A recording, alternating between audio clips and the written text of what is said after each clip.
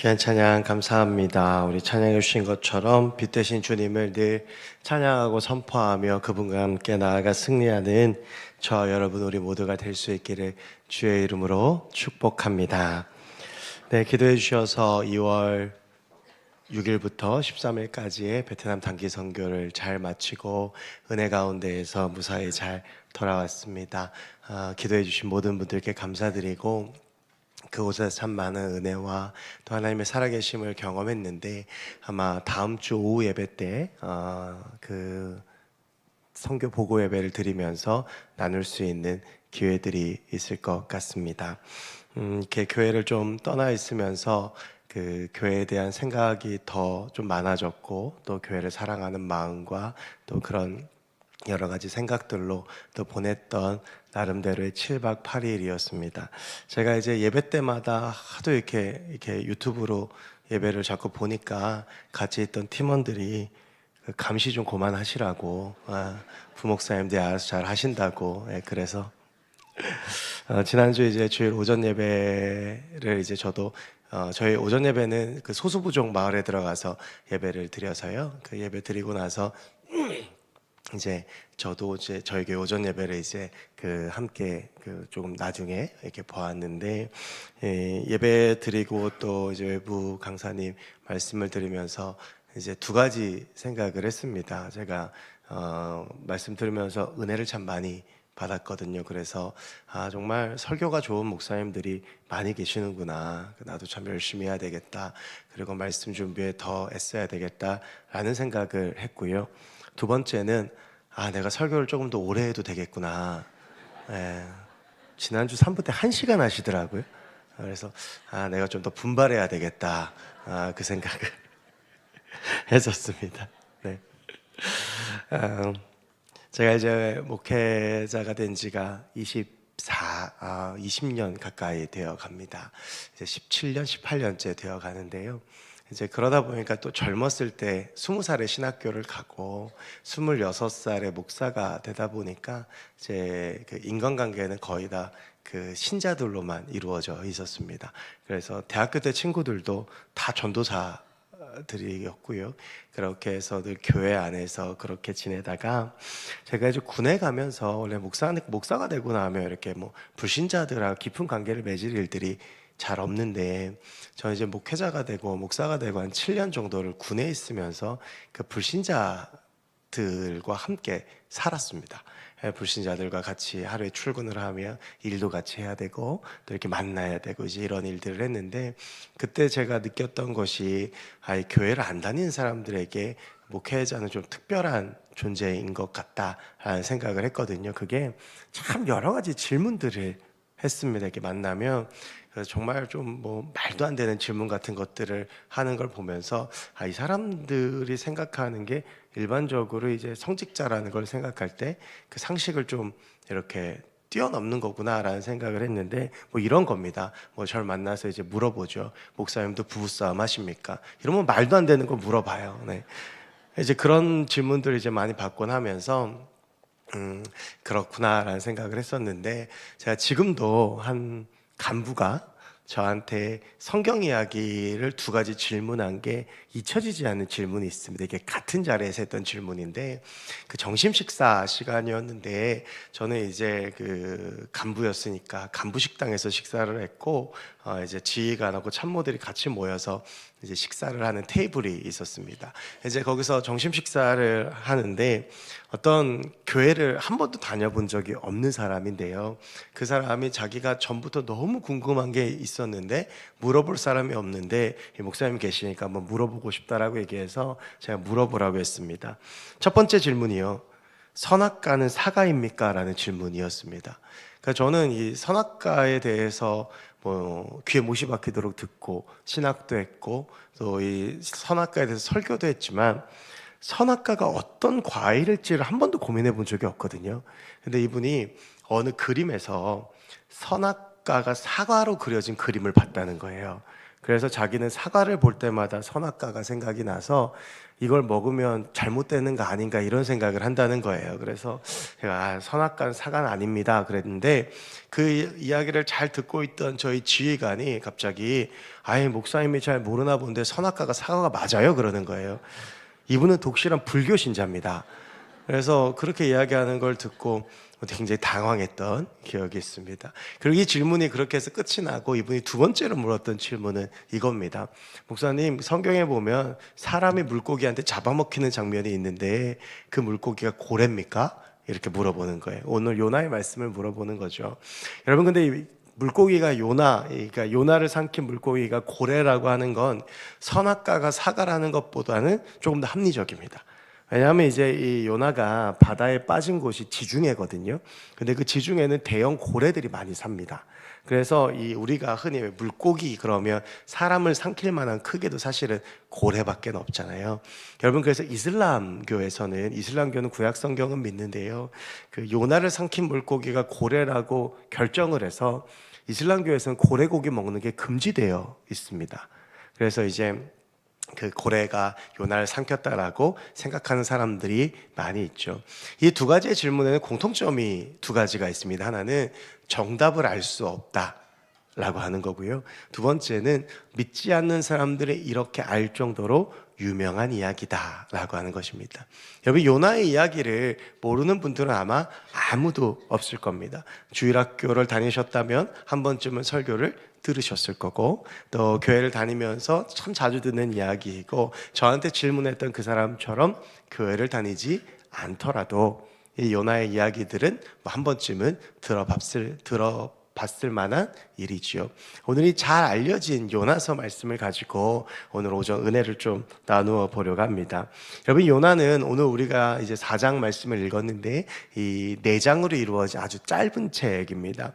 이 요나의 이야기를 먼저 좀 요약을 해드리면 아주 간단하죠. 요나서 1장을 보면 하나님께서 요나에게 느느웨라고 하는 곳으로 가서 그곳이 악을 행하여서 심판을 받게 됐으니 그곳에 회개를 선포하라 라고 말씀을 하시는데, 요나가 그 하나님의 말씀에 불순종해서 다시스로 도망을 갑니다.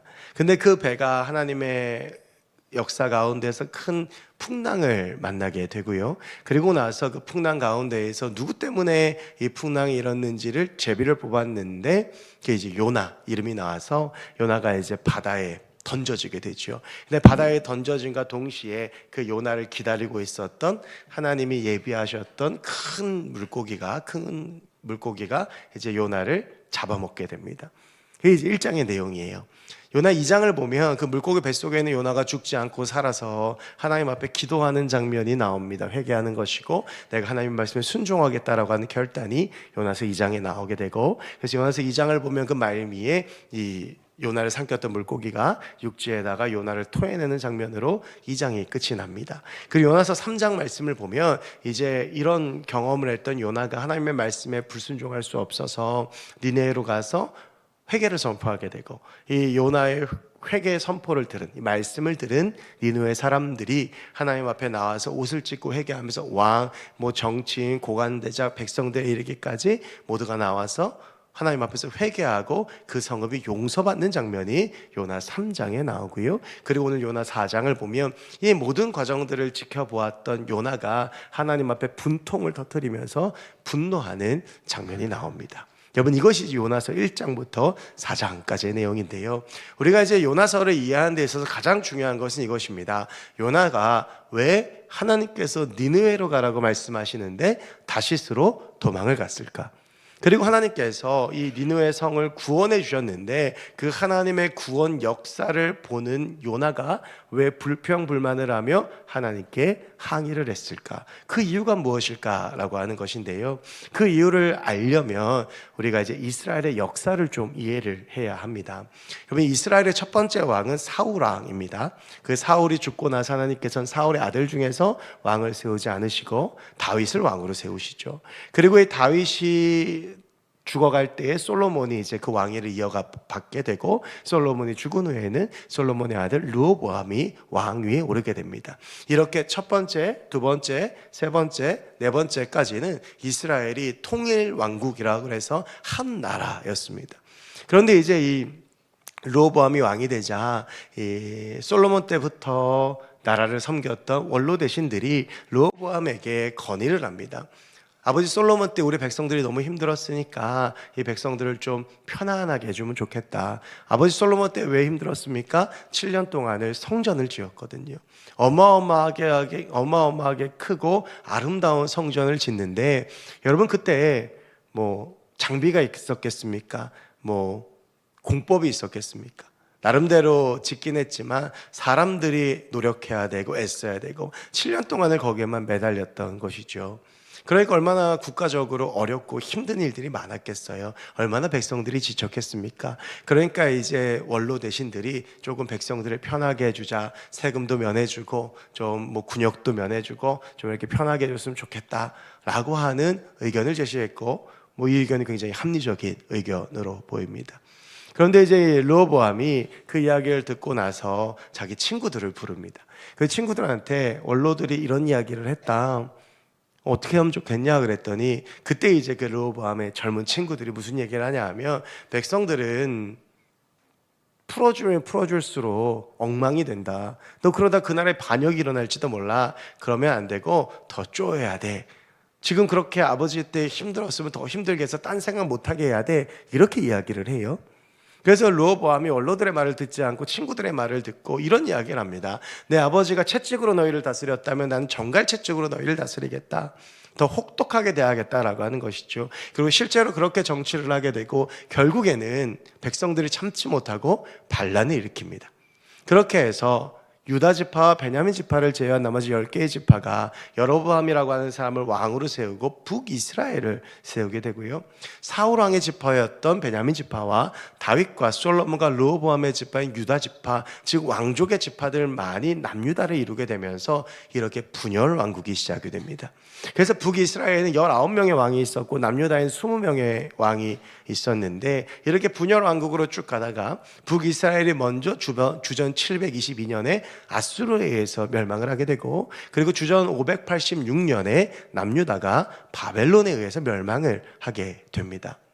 주목할 것은요, 북이스라엘이 아수르라는 나라에 의해서 멸망했다라고 하는 것인데, 북이스라엘 역사를 보면 그래요. 북이스라엘의 역사 가운데에서 가장 훌륭했던 왕이 여로보암 2세입니다.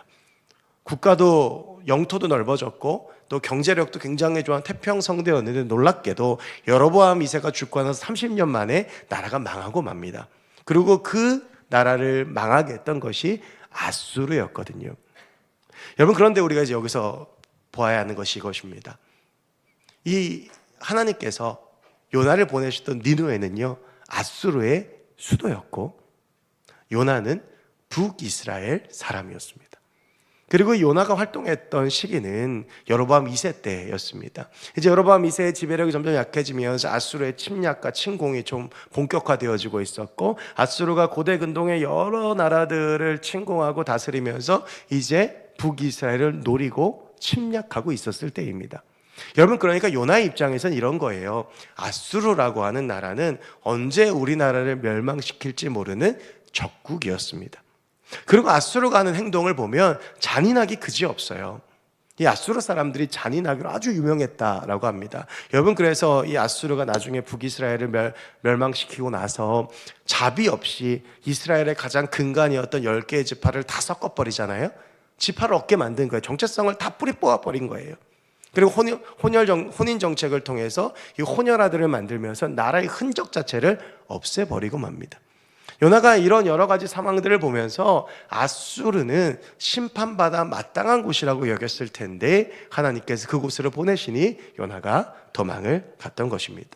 여러분, 이런 배경을 이해하고 요나의 입장에 되어보면 요나의 입장에 좀 이해되지 않으십니까?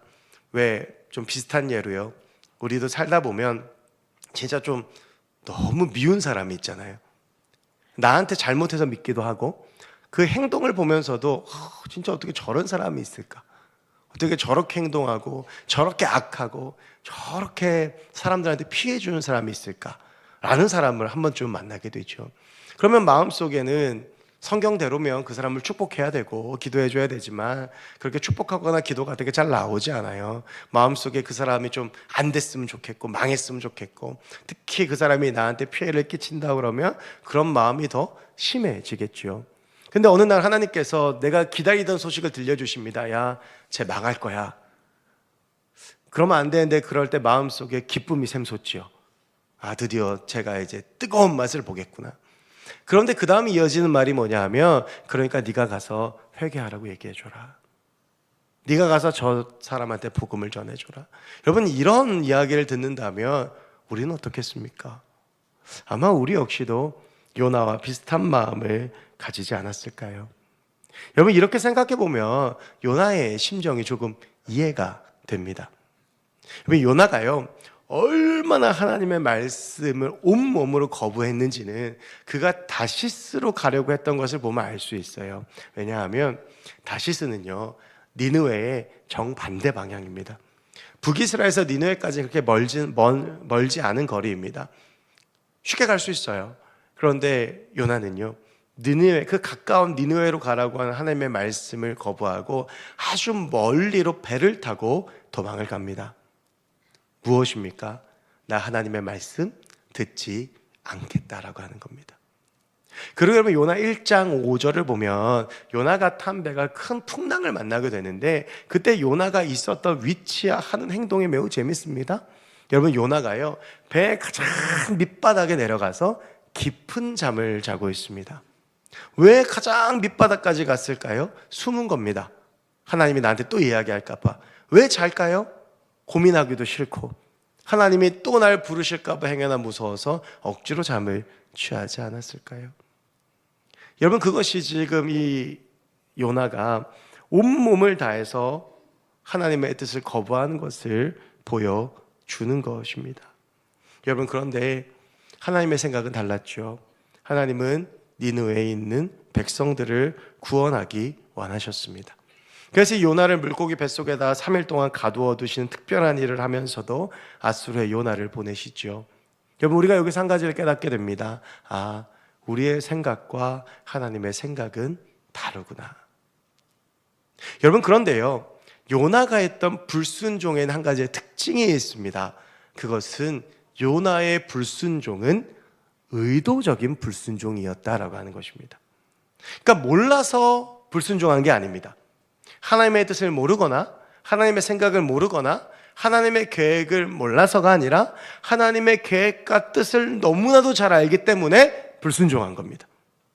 여러분, 요나가요 우리가 흔히 요나서에만 요나가 나온다라고 생각하지만 구약 성경에 요나가 나오는 성경 구절이 하나 더 있습니다. 열왕기하 14장 25절 말씀입니다.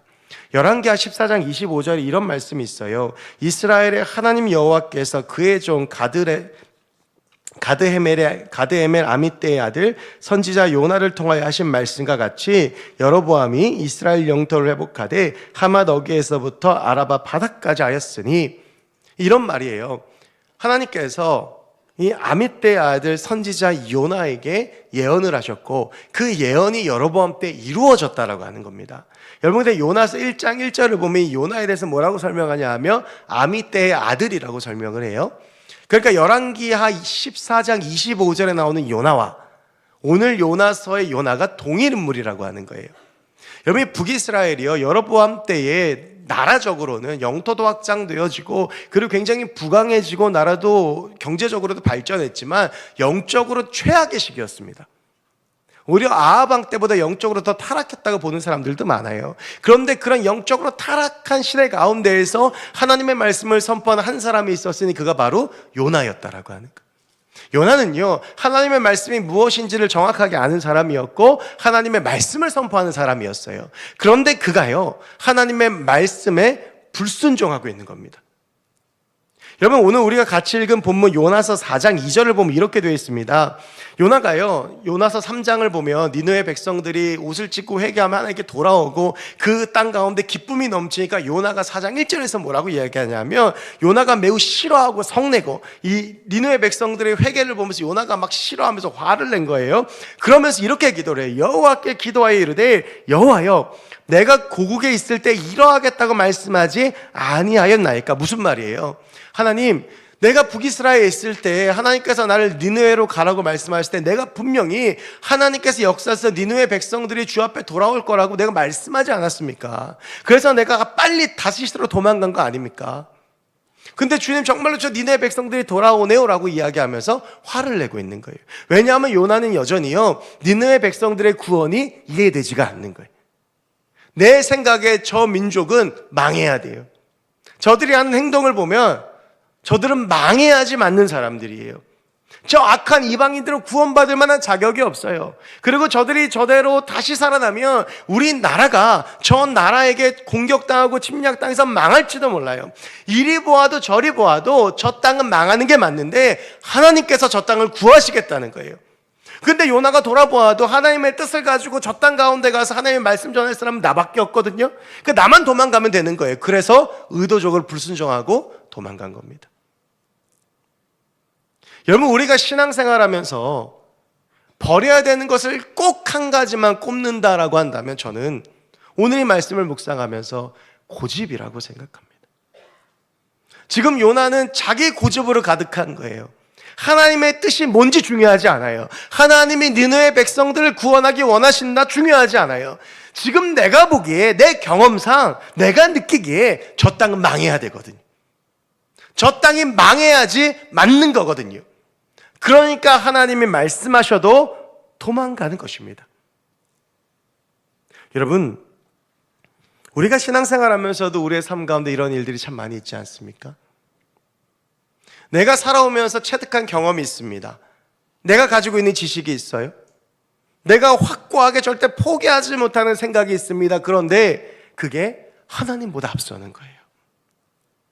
요나는요, 하나님의 뜻이 무엇이고 하나님께서 어떻게 하실지도 알고 있었고 어떤 일이 벌어질지도 알고 있었어요. 그런데 안 하는 거예요. 왜냐하면 내 마음에 들지 않거든요. 그 하나님의 계획도, 그 하나님의 역사도, 하나님의 일하심도 자기 마음에는 도저히 납득이 되고 이해가 되지 않거든요. 여러분, 우리가 신앙생활을 10수년을 합니다. 근데 신앙생활을 10수년을 하는데 우리의 마음 가운데 내 고집만 남는다라고 한다면 그 삶 가운데 아무런 일도 일어나지 않는 거예요. 여러분이 요나의 고집의 결과가 결국 무엇입니까? 요나가 물고기 뱃속에 들어간 거예요. 여러분, 물고기 뱃속에 어떨지 한번 상상해 보시겠어요? 아무것도 보이지 않습니다. 숨쉬기도 힘들어요. 여러분, 요나가 물고기 뱃속에서 3일 동안 있었는데 3일 동안 물고기가 아무것도 안 먹었겠습니까? 먹으면 음식물들이 음식물 쓰레기처럼 쏟아지죠. 그럼 그 속에 빠져서 허우적대고 언제 나갈지도 모르고. 여러분, 그래서 마태복음 12장 40절을 보면 예수님께서 3일 동안 죽음을 경험하셨던 것을 요나가 3일 동안 물고기 뱃속에 있었던 것과 비유해서 말씀을 하세요. 여러분, 그러니까 이 말은 무슨 말이에요? 요나는 3일 동안 죽은 겁니다. 여러분, 우리가 하나님 앞에서 계속 고집 부리면 죽는 겁니다. 내 고집을 하나님 앞에서 내려놓고 하나님의 뜻이 이루어져야 하는데 내 손에, 내 머리에, 내 마음 가운데 여전히 하나님 앞에서 내려놓지 못하는 그 고집이 결국 우리를 어디로 이끌어가냐 하면 물고기 뱃속으로 이끌어간다는 거예요. 그 물고기 뱃속에서 아무것도 보이지 않는 칠흑 같은 어둠과 그 불쾌한 기분과 그 죽음의 기운을 경험하게 되는 일들이 결국 뭐 때문에 이루어지느냐? 내가 버리지 못하는 고집 때문에 일어난다는 겁니다. 여러분, 우리는 하나님의 사람들이잖아요. 하나님이 내 주인이시잖아요.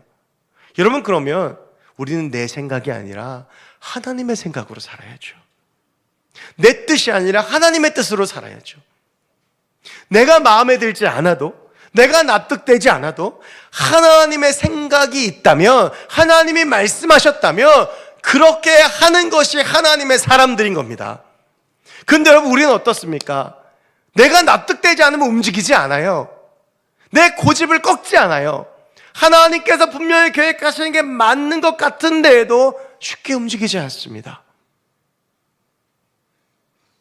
여러분, 결국 그런 우리가 경험하는 것은 물고기 뱃속에 있는 것과 같은 칠흑 같은 어두움인 거죠. 왜 우리의 인생이 실패할까? 왜 내 인생이 힘들까? 왜 하나님을 믿는 나에게 이런 어려움과 힘듦이 있을까?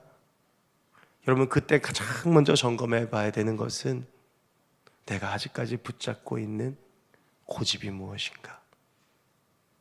내가 하나님 앞에서 여전히 내려놓지 못하는 것이 무엇인가? 여러분, 우리 기도할 때도 그렇지 않습니까? 하나님의 뜻을 구하고 하나님께서 나에게 뭐라고 말씀하시는지를 듣고 그 음성에 귀를 기울여야 되는데 이미 답은 정해져 있어요. 그 답이 이루어지면 기도가 응답된 거고, 그 답이 이루어지지 않으면 기도가 응답된 게 아닌 거예요. 여전히 그 고집을 붙잡고 내려놓지를 못하는 거죠.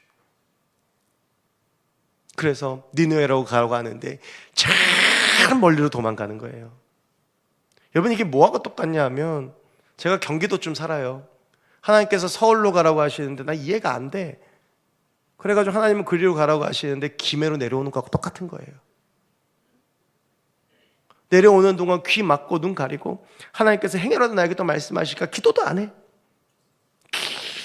깊은 잠에 빠져서 그냥 내 뜻대로 하겠다는 거죠. 여러분, 혹시 우리 가운데 그러한 모습 있지 않습니까? 분명히 하나님의 마음을 알겠고 하나님의 뜻을 알겠고 하나님의 계획을 알겠는데 그게 별로 중요하지 않은 거예요. 내 고집이 더 중요한 거예요. 내 생각이 더 중요한 겁니다.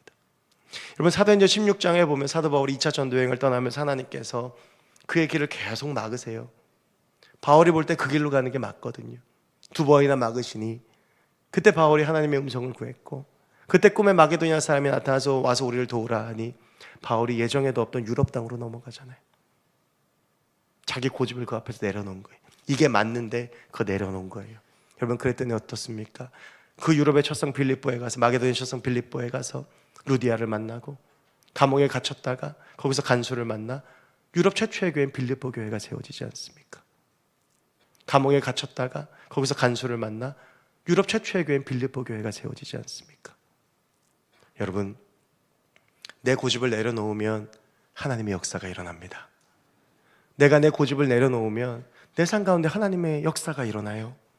여전히 하나님의 역사가 내 삶 가운데 일어나지 않는 건 내가 내 고집을 꺾지 못해서 그래요. 그러니까 니느웨로 가야 하나님의 역사가 나타나는데 다시스로만 가고 있는 거예요. 여러분, 그러니까 어떻습니까? 풍랑 만나고 물고기 뱃속에 들어가는 거죠. 여러분, 요나가 하나님의 말씀에 순종했을 때 어떤 일이 일어나는지 한번 보실까요? 요나가 니느웨 땅에 가요. 근데 이 요나도요, 참 대단한 인간인 게, 니느웨가 한 바퀴를 도는데 3일이 걸립니다. 커요. 근데 요나 3장을 보면 요나가 니느웨를 딱 하루만 돕니다. 진짜 대단하지 않아요? 그 풍랑을 만나고 물고기의 뱃속에 들어갔는데 이제 더한 일을 당할 것 같으니까 하기는 해요. 근데 여전히 자기 생각을 꺾지를 못해요. 근데 신용만 하는 거예요. 여러분, 근데 신용만 했는데 어떤 일이 일어나는지 아세요? 이 니느웨가 3일 걸리는데 요나가 하루만 돌거든요. 여러분, 그러면 요나가 막 이 하루 동안 3일치 할 것을 열심을 다해서 전했을까요?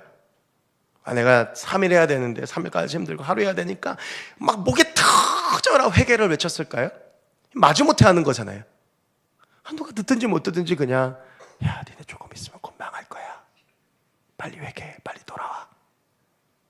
들리냐 안 들리냐? 못 들었으면 좋겠는데. 이러고 다닌 거예요. 여러분, 그런데 어떤 일이 일어나는 줄 아십니까? 니느웨 땅에 있는 12만 명이 요나의 이 선포를 듣고 왕부터 고관대작, 정치인, 백성까지 다 나와서 옷을 찢고 회개를 합니다. 순종하는 신용만 했는데 하나님의 역사가 나타나는 거예요. 왜요? 하나님이 일하시는 거거든요. 하나님은 하나님이 일하시는 사람이 필요했던 거고, 그 사람이 하나님께 전심으로 감동해서는 하지 못하지만 그 순종하는 신용이라도 하니 하나님의 역사가 일어나는 겁니다. 여러분, 내 고집 당장 못 꺾을 수 있습니다. 근데 그건 내려놓고 하나님 바라보잖아요. 그래서 하나님의 말씀대로 따라가는 신용이라도 하며 살아가잖아요. 그러면 긍휼이 많으신 하나님께 내 삶 가운데 역사하신다는 겁니다. 여러분, 그래서 우리가 주 앞에 내려놔야 되는 거예요. 여러분, 오늘 이 요나서는요, 우리가 요나서 그러면 요나가 물고기 뱃속에 들어온 이야기 뭐 이런 걸로만 기억하는데, 사실은 요나서는 하나님이 어떤 분이신지를 보여주는 거예요. 여러분, 오늘 요나가요, 하나님께 이런 이야기를 합니다. 나 이렇게 될 줄 알고 있었다는 거예요. 왜?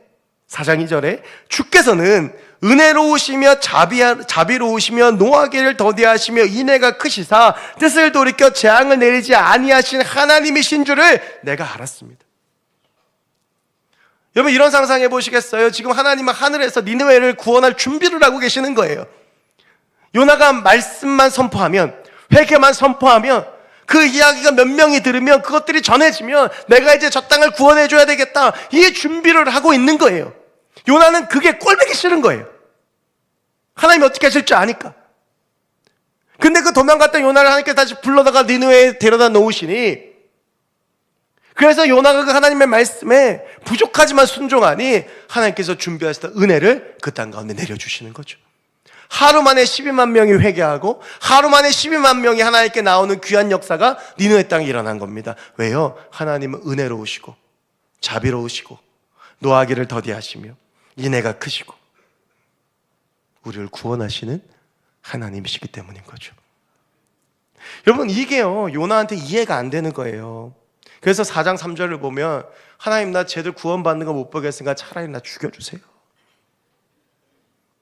근데 하나님께서, 야, 너 이대로 성내는 게 맞냐, 이렇게 이야기를 하세요. 그리고 나서 요나가 그 성읍에도 있기가 싫은 거예요. 너무 꼴리기가 싫어. 그래서 근데 이 땅에서 무슨 일이 일어나는지 좀 봐야 되겠어.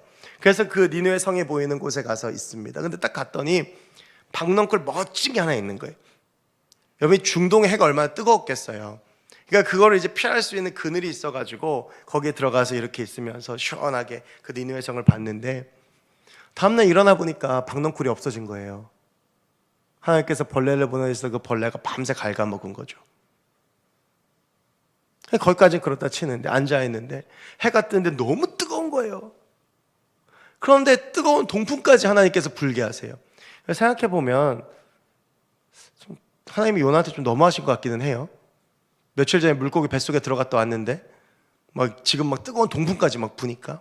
그러니까 요나가 참 재미있는 사람인 게, 여러분 4장에 보세요. 4장 3절에서 하나님한테 죽여달라고 그런 다음에 박넝쿨을 보더니 4장 6절에서 크게 기뻐했어요. 근데 그 박넝쿨이 없어지니까 4장 8절에 요나가 혼미하여 스스로 죽기를 구하여서 내가 차라리 죽는 게 낫겠다고 그래요. 얘도 참 이상한 애예요. 그래가지고 이제 또 죽여달라는 거예요. 이 박넝쿨 없어졌다고, 나 뜨거워 죽겠다고. 근데 그런 요나를 보면서 하나님께서 이렇게 말씀하세요. 야, 요나야, 네가 이 박넝쿨로 성내는 게 맞냐? 근데 요나가 그래요. 악에 받쳐가지고, 맞아요, 나 이걸로 화낼 거예요. 그랬더니 하나님께서 이렇게 말씀하시는 거예요. 내가 수고도 않고 재배도 아니하였고 하룻밤에 났다가 하룻밤에 말라버린 이 박넝쿨도 아끼지 않냐? 너 이 박넝쿨 네가 만들었어? 네가 재배도 안 하고 그냥 있던 거, 그 있던 게 없어졌다고 너 이렇게 화내잖아. 근데 이 큰 성읍 니느웨에는 좌우를 분별하지 못하는 자가 12만여 명이 있고 가축도 많이 있는데 다 내가 만든 것들인데 내가 어찌 저 성을 아끼지 않겠냐? 네가 보기엔 좌우를 분별하지 못하고, 내가 봐도 그래, 악독하고 잔인하고 지옥의 불쏘시개로 쓰여도 할 말 없는 이들인데, 근데 쟤들도 내가 만들었잖아. 내가 어찌 저들을 아끼지 않겠냐?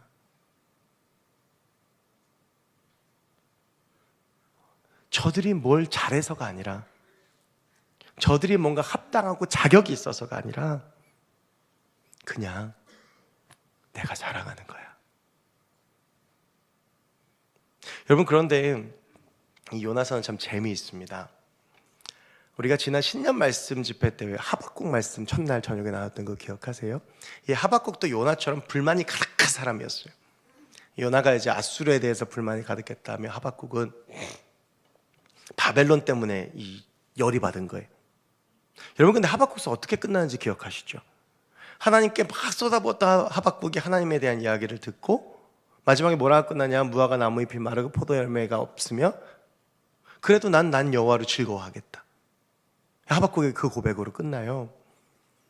욥기는요, 욥이 엄청난 고난을 받잖아요. 욥기의 이제 중반부부터 후반부까지 욥이 하나님과 자기의 고난의 문제에 대해서 계속 씨름하는 이야기예요. 그 이유를 찾아요.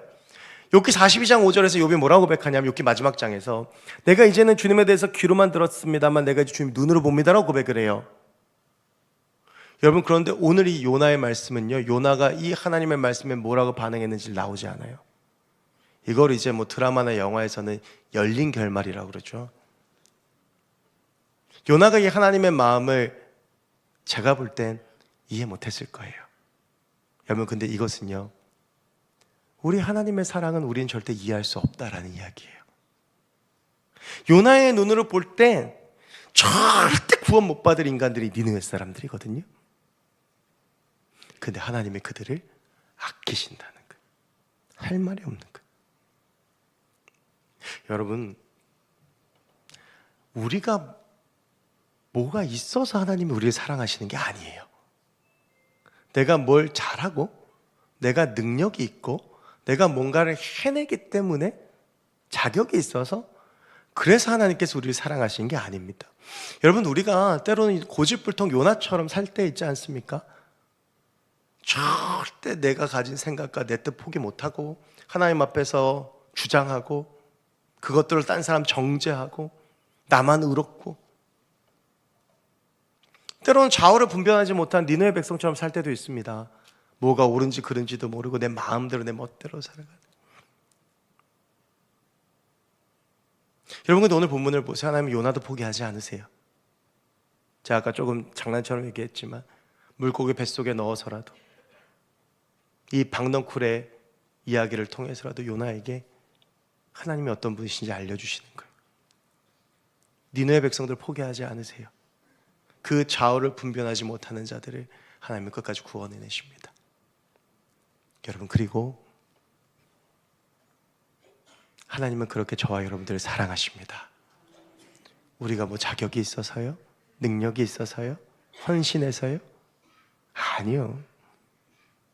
저는 오늘 이 말씀을 묵상하면서 고집불통 요나에게서 제 모습을 발견하고 좌우를 분별하지 못한 니느웨 백성들에게 제 모습을 발견합니다. 어쩔 때는 정말 고집불통으로 내 의와 내 생각 붙잡고 살아가며 딴 사람 정죄하고 손가락질하고 마음속으로 수많은 사람들 정죄하는 내 모습도 있고, 그런 반면 하나님 없는 것처럼 좌우를 분별하지 못하고 살아가는 그런 모습들도 우리 안에 있잖아요. 여러분, 근데 그런 우리를 향해서 오늘 우리 하나님께서 요나 4장 10절에서 11절에서 마지막으로 이렇게 말씀하시죠. 내가 어찌 아끼지 아니하겠느냐. 우리 어떠함 때문이 아니라 내가 뭘 해서가 아니라 이 박넝쿨처럼 하나님이 만드신 것이기 때문에 하나님 우리를 사랑하십니다. 우리가 그 하나님의 사랑을 우리의 마음 가운데 온전히 깨닫고 그 하나님의 사랑 붙잡고 살아가는 주의 백성들이 됐으면 좋겠습니다. 여러분, 그리고 우리 안에 이 하나님의 사랑이 넘쳐났으면 좋겠습니다. 우리 교회가 고집불통이 아니라 하나님의 사랑으로 충만하고 우리 나라가 하나님의 사랑으로 충만하고 세계 열방이 하나님의 사랑으로 충만하다면 무엇이 문제겠습니까, 여러분? 하나님이 하시는데요. 요나의 그 성의 없는 순종에도 하나님은 12만 명을 돌이키시는데요. 여러분, 제가 이 선교를 갈 때마다 선교 현장에서 주일을 보내면 늘 감동하는 것은요, 이번에 주일 예배를 산에 가서 드렸거든요. 이게 비포장도로 2시간을 들어가가지고 차가 들어갈 수 없어서 내려서 10분을 진흙탕 길을 걸어가면 교회가 하나 있습니다. 아, 여기도 교회가 있구나. 이 시골 마을 같아서요, 그 마을에서는 교회 다니는 사람들은 핍박받고 박해받습니다. 근데 주일 아침에 모여서 예배드리는 그 모습을 보면서 하나님이 살아계시는구나, 하나님의 사랑을 고백하는 그들을 보면서 나를 사랑한 하나님이 저들을 사랑하시는구나, 하나님이 우리를 사랑하시는구나.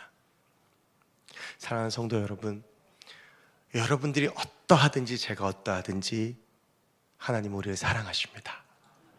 우리가 그 하나님의 사랑을, 그 하나님의 마음을 깨닫고 그 사랑을 붙잡고 살아갔으면 좋겠고, 고집이 아니라 하나님의 사랑으로 살아가는 주의 백성들이 됐으면 좋겠습니다. 오늘도 하나님 우리에게 말씀하십니다. 아들아, 딸아, 내가 널 얼마나 아끼는지 아니? 그리고 내가 널 아끼는 것만큼 저들을, 저 나라를, 저 공동체를, 저 사람을 내가 얼마나 아끼는지 아니? 여러분, 우리가 그 하나님의 마음을 품고 그 하나님의 사랑을 붙잡고 그 하나님의 마음으로 살아가는 주의 백성들 되기를 주의 이름으로 간절히 축원합니다. 기도하겠습니다. 하나님 감사합니다. 오늘 요나서 말씀을 통해 하나님의 은혜를 함께 구합니다. 고집불통 요나도 사랑하신 하나님, 좌우를 분별하지 못한 니느웨도 사랑하신 하나님, 우리의 어떠함 때문이 아니라 그저 하나님의 사람에게 사랑하시는 그 하나님, 그 하나님의 사랑을 깨닫고 그 하나님의 사랑으로 살아가는 우리 모두가 되게 하여 주시옵소서. 내 삶에 하나님의 사랑이 넘치게 하시고, 우리의 가정에 하나님의 사랑이 넘치게 하시고, 우리 교회에 하나님의 사랑이 넘치게 하시고, 이 나라 이 민족과 세계 열방 가운데 하나님의 사랑이 넘치게 해주셔서 우리가 오직 하나님의 마음을 품고 그 하나님의 마음 붙잡고 살아가는 주의 백성들 되게 하여 주시옵소서. 감사드리며 모든 말씀 예수 그리스도의 이름으로 기도하옵나이다. 아멘.